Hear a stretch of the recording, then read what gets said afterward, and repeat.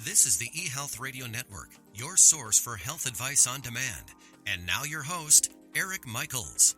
Thanks for joining us once again here on the eHealth Radio Network. This is your host, Eric Michaels. eHealth Radio gives you the most current health information, news, and advice featuring some of the leading innovators in healthcare and wellness who are changing healthcare as we know it. For more eHealth Radio reports, we invite you to visit our main radio channel site at eHealthRadioNetwork.com. Today, once again, we're visiting with Dr. Baljit Khamba, who is a clinic supervisor at Bastyr University Clinic and a core faculty member at Bastyr University California. Bastyr University is a nonprofit private university offering doctoral, graduate, and undergraduate degrees with a multidisciplinary curriculum in science-based natural medicine. And Dr. Khamba, thanks for joining us once again here on the eHealth Radio. Thank you very much. I'm glad to be here.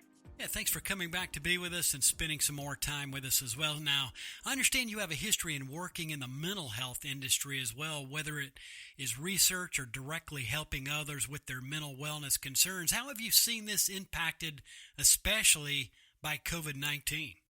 That's a really great question to ask. So, efforts that we've been doing on the sort of large scale to keep the virus at bay, things like stay-at-home orders or stay-at-shelter advisories, combined with things like increased unemployment, are creating these major disruptions in our lives. So one study looked at the rates of depression within the U.S.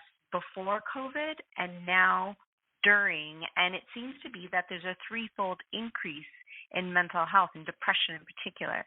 So it seems that people are 3 times more likely to have depression right now than before. So fortunately, at Bastyr University in San Diego, we've been helping people to recognize and address these concerns through a variety of means, such as, for me in particular, I have a mental wellness-focused clinical shift where patients are coming to that shift with a particular focus on wanting to help with their mental wellness concerns, such as depression or feeling down, even anxiety and stress and insomnia. And we see patients both virtually through telemedicine as well as in person for this shift as well. As we're well into 2021, I'm certainly hoping that our fate will change in a positive direction before the end of this year in relation to COVID-19. Now, out of the people you have been seeing, are there similar patterns you've seen in their lifestyle? Talk to us about that. Absolutely. As a naturopathic doctor at Bastyr Clinic, I like to gather information about a person's health from a holistic perspective. So we want to take a look at things from a variety of different angles. So I inquire about symptoms that a person's experiencing, the emotions around it, and their lifestyles.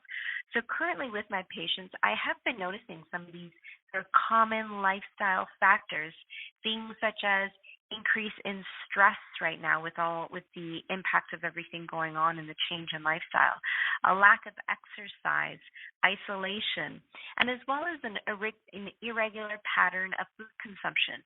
I see that people seem to be having an increase in some of those comfort foods, and unfortunately a lot of those comfort foods seem to be processed or packaged or like fast food type things. And then these foods that end up being eaten, these types of comfort foods that we might draw towards, can potentially worsen someone's mental health or focus or increase it even.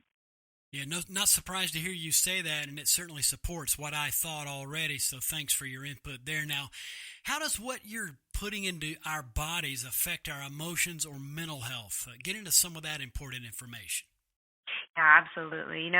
There's a couple different ways that we can see this. So on my shift at Bastyr University Clinic in San Diego, I really take efforts in teaching my students to collect detailed information, particularly as it relates to, say, food consumption history, over a period of time like a week.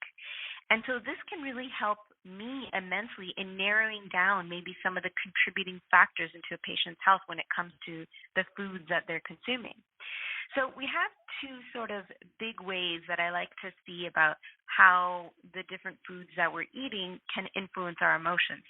So firstly, if we're solely or, mostly eating the sort of standard American diet, that means eating foods that are largely processed and not in their original form, so things like potato chips instead of a whole potato, or eating burgers and all those types of things, then what we're doing is we're putting foods into our body that have a ton of energy, but really they don't have any nutrients. The nutrients in them have been stripped away for the most part. So this makes an impact because it's, we typically hear about it as being, this is going to impact my gut, the area, this is something that's going to increase my waistline.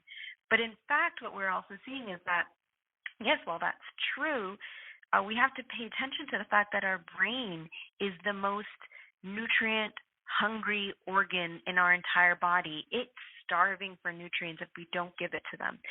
So our brain, being the most nutrient requiring organ in our body, if it doesn't receive some of the key nutrients and factors it needs, then it's going to worsen things like depression or anxiety, insomnia, focus, and so on. So that's one of the main things. The second one that we mainly see is that when you're eating these processed foods, it really disrupts the functioning of our gut, and it impacts how well we end up absorbing some of those key nutrients, like I was talking about, that's so important to feeding our starving brain. So in disrupting the gut, it impacts the bacterial environment that we hold, that we naturally have the sort of bacterial environment in our gut that's important for absorbing those nutrients. Well, it impacts that. It makes it difficult for the body to be able to absorb those key nutrients. And this is where we end up, as naturopathic doctors, where we end up recommending certain strains of probiotics to kind of help with that. Certainly has been informative, and really appreciate all the information shared so far today. We're speaking with, once again, Dr. Baljit Khamba, a clinic supervisor at Bastyr University Clinic and a core faculty member at Bastyr University California, here on eHealth Radio's Health News Channel, a part of the eHealth Radio Network. Now, also, Dr. Khamba, what has your research shown about the effectiveness of probiotics, taking that further? Absolutely. So, there's more and more research coming out there that says our gut and brain are closely tied when it comes to the importance of its functioning. So we talk often about having, a gut-brain sort of connection. So the bacterial environment that we know that is typically found within our gut, so that the environment, those bacteria, they talk to our brain as well. They help by creating brain chemicals known as neurotransmitters. So those neurotransmitters are then responsible for us feeling, say, happy or sad or anxious, or increasing our focus. So when a patient then comes to see me at the San Diego location of Bastyr University Clinic, I'll make recommendations like probiotics or good bacteria, knowing that there are certain strains of bacteria that you put into your gut that'll help to communicate to your brain those feel-good, calming sort of emotions. So it can help with the good bacteria that we put into a person's gut can help to feel happier, calmer, more focused, a lot of those types of things, in addition to increasing sort of the ability to absorb nutrients. Now, another question for you along these lines as well. How would you approach a patient that has been diagnosed with a mental health disorder like depression? Definitely. Oh, absolutely so. So, any patient who really comes to see me and my interns on the mental wellness shift at Bastyr University Clinic, they'll get a comprehensive intake. And at this point, we take a look at really what depression or anxiety or mental health, whatever it might be, we want to know what it looks like for them.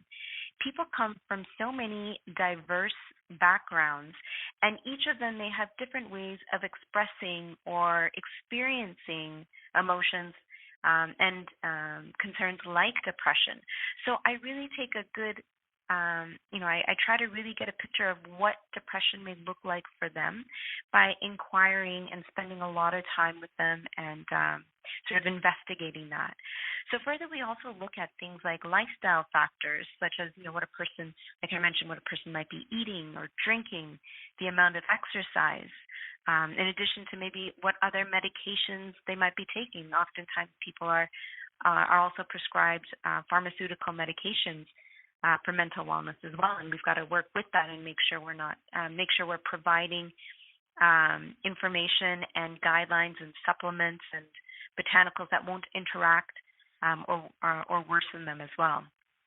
So as a naturopathic doctor, I like to integrate any other care that they might be receiving. So if they are on medication, I'll often work with their prescribing physician based on the patient's goal for the medication. So for example, if it's to maybe wean off the medication with the prescribing physician's go ahead, or if it's to be able to tolerate, because sometimes medications might have some side effects, and so but they need the medication, so at least to be able to help with the side effects, I can work on them with that as well.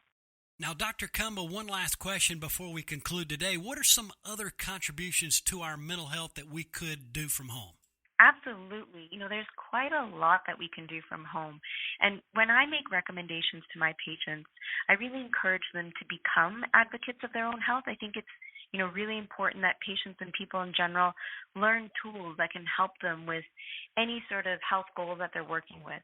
So when it comes to our mental wellness, as much as possible, try to eat foods that are in their whole original form, right? We want to try to eat foods that aren't processed, because then that way we can get all the good nutrients from them, the good bacteria that they all have, and as well, get moving.